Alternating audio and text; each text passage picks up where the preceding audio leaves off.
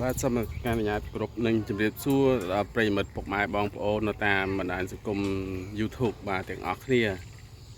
ថ្ងៃនេះខ្ញុំមានវីដេអូមួយដើម្បីធ្វើបទបង្ហាញចែកជូនទៅដល់ពុកម៉ែបងប្អូនទស្សនានិយាយពីការចងដែកធ្នឹមបាទលបងពុកម៉ែបងប្អូនណាបាទការចងដែកធ្នឹមបាទគឺវាមានកម្រិតបាទមានកម្រិតទៅតាមតែយើងនិយាយជាមួយអតិថិជនដែរពុកម៉ែបងប្អូនណាបាទហើយស្តង់ដាគឺ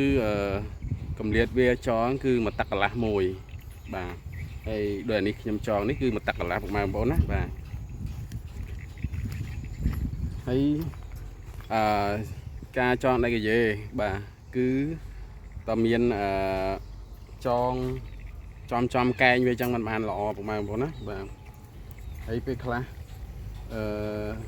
យើងមិនមែនចេះតែចងទេបាទគឺចងមិនត្រូវកែងវាក៏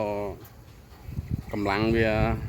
អត់ពឹងល្អបានល្អដែរពុកម៉ែបងប្អូនណាបាទហើយការចងដែកបាទការចងដែកទាំងអស់នេះគឺមិនមែនថាអ្នកណាអាចធ្វើបានអ្នកមិនចេះក៏អាចធ្វើបានបាទគឺតតែមានបទពិសោធន៍ពុកម៉ែបងប្អូនណាបាទអ្នកណាក៏ធ្វើបានដែរគ្រាន់តែស្អាតមិនស្អាតមិនដឹងទេពុកម៉ែបងប្អូនណាបាទតែបើសិនជាយើងធ្វើអត់មានបទពិសោធន៍ទេគឺសំណងយើងអត់មានគុណភាពទេបាទយើងចេះតែចង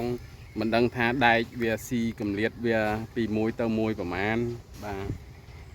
គេប្រើដែកអីបាទគេសំណងគេចងហ្នឹងគេប្រើរបៀបម៉េចបាទគឺវាមានស្តង់ដារបស់វាពុកម៉ែបងប្អូនណាបាទហើយលបងដែលពួកខ្ញុំធ្វើគឺធ្វើតាមស្តង់ដាទាំងអស់ពុកម៉ែបងប្អូនណាបាទកម្រិតសសប្រមាណបាទកម្រិតចងដៃកាយេនេះប្រមាណបាទគឺវាមានស្តង់ដាធ្វើដើម្បីមិនឲ្យអតិថិជនឬមួយក៏ម្ចាស់ផ្ទះគាត់មានអាការអន់ចិត្តទេបាទគឺនិយាយគ្នាយ៉ាងម៉េចគឺយើងចងអញ្ចឹងពុកម៉ែបងប្អូនណាឃើញទេបាទហើយឥឡូវនេះគឺពួកខ្ញុំកំពុងតែចងដែកធ្នឹមហើយបាទចងដែកធ្នឹមដើម្បីថ្ងៃហ្នឹងគឺយើងគៀបពុំពុកម៉ែបងប្អូនបាទយើងគៀបពុំមកយើងចាក់យកតែម្ដងបាទឥឡូវកំពុងតែតម្រង់ចងដែកធ្នឹមហ្នឹងគឺឲ្យវាត្រូវស្តង់ដាបាទកុំឲ្យវាវាចកាយេសំបីតែកាយេក៏យើងចងកញ្ឈរវាឲ្យបានត្រង់ដែរពុកម៉ែបងប្អូនណាបាទគឺតម្រង់វាឲ្យបានត្រង់បាទហ្នឹងមិនគេហៅថាស្តង់ដាពុកម៉ែបងប្អូនណាបាទហើយមានតែប៉ុណ្ណឹងដើម្បីចែករំលែកទៅដល់ពុកម៉ែបងប្អូនទាំងអស់គ្នាទស្សនាបាទបើសិនជាពុកម៉ែបងប្អូនមានតម្រូវការបាទចង់សាងសង់លបងបាំងព្រំដីបាទចង់សាងសង់លបងបាំងព្រំដីបាំងដំណាំបាទដែលមានតម្លៃធូរថ្លៃបាទសូមពុកម៉ែបងប្អូនតាក់ទងតាម